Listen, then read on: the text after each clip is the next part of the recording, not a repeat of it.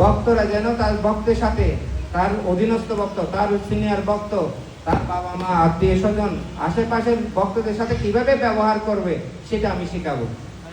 তো আমাদের এই আশ্রয় ক্যাম্পটা মূলত সদাচার নিয়ে, যে ছোট্ট ছোট্ট সমস্যাগুলো মনে হয় যেন আমাদের জীবনে বড় ধরনের সমস্যা, যার ধরনের আমার কৃষ্ণ ভক্তিকে ড্রপ করে যায়। তো আমরা আশা করবো যে সমস্ত ভক্ত এই ক্যাম্প করেছেন অন্তপক্ষে আপনি চেষ্টা করবেন, শেষ চেষ্টাটা করবেন যেন ইসকনের সাথে টিকে থাকার জন্য, 16 মালা জপ করার জন্য, 4টা নিয়ম পালন করার জন্য, যেন এখান থেকে চলে না যান।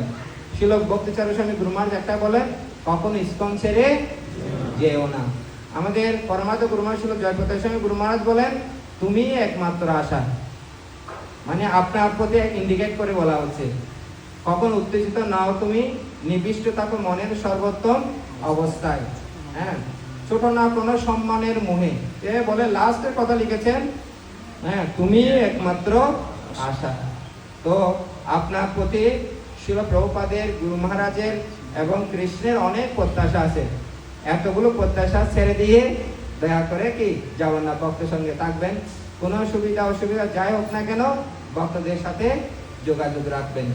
তো আমাদের এই ক্যাম্প শেষ না, আমাদের ক্যাম্প চলতে থাকবে মৃত্যু পর্যন্ত। ঠিক আছে?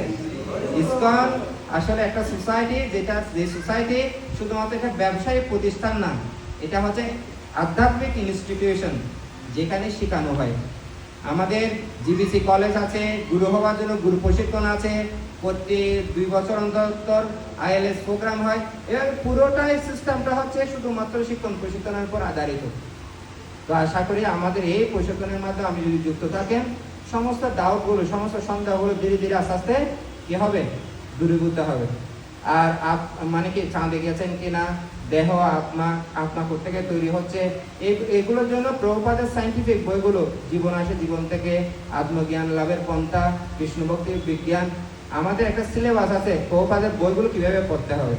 তো সিলেবাসটা যদি ফলো করেন তাহলে আপনাদের সমস্ত ডাউট, সমস্ত সংশয় কি হবে, নির্মূল হবে।